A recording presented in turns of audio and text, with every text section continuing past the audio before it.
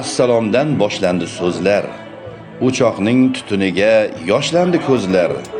Qozonga suv solib, yuvib, tozalab, palovni pishirishni boshladik do'stlar.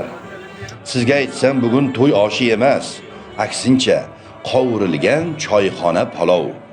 Shuning uchun dumbalarni maydalab, to'g'rab, jizzalarni tayyorlashga yoqildi olov.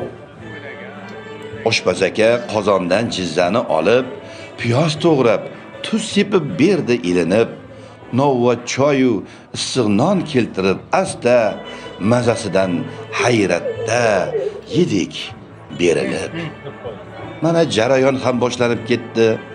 Qozondagi yog' ham dog'lanib ketdi. Akamiz qo'liga piyoz, go'sht olib, jazillatib qovurmoqqa chog'lanib ketdi. Shunday qilib birin-ketin masalliq solib, bir pasda zirvak ham tayyor bo'libdi. Uning qaynashiga quloq solsangiz, xuddi nola qilgandek jonon bo'libdi.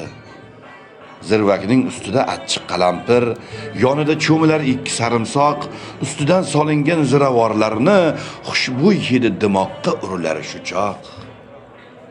Yomg'ir yog'di bo'lib qaynagan palov, ustiga guruch ham solindi darrov. Guruch dirkillab pishmog'i uchun o'choqqa baland qilib yoqildi olov. Oshpaz aka qozonga tikilib turib, kapgir bilan guruchni o'ynatdi asta.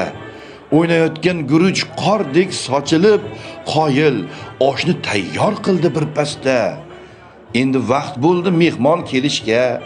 Oshpaz aka, oshni tezroq oching deyishga, go'shtlarini chiqarib aralashtirib, palovni laganga soching deyishga. Suzilgan osh ustiga bezakni berib, birin-ketin hammamizga ko'rildi baham. Oshpaz aka, qo'lingiz dard ko'rmasin deb shoh taomdan minnatdor bo'ldik juda ham.